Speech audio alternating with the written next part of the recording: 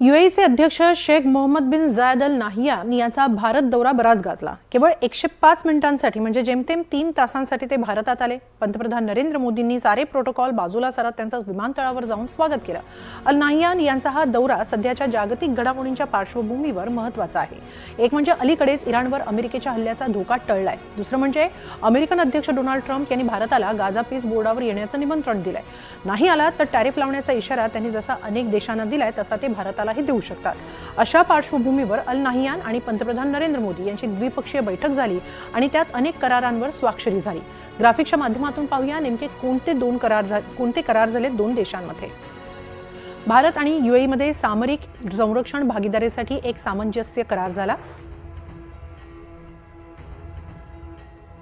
अंतराळ उद्योगातील विकासासाठी आणि व्यावसायिक भागीदारीसाठी यूएई स्पेस एजन्सी आणि भारताच्या नासामध्ये सामंजस्य करार झाला। एनओसी गॅस आणि एचपीसीएल यांच्यात एलएनजीच्या खरेदी विक्रीचा करार झाला। तसंच नागरी अणुऊर्जा सहकार्यासाठी करार झाला। अन्न सुरक्षा आणि तांत्रिक मानकांवर सामंजस्य करार।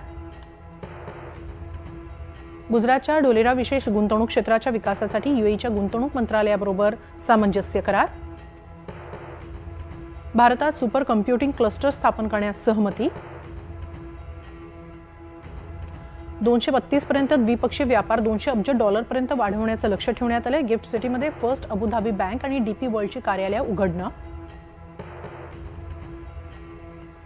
अबुधाबीमध्ये हाऊस ऑफ इंडियाची स्थापना करणं, अशा काही करारांवर शिक्कामोर्तब झालंय।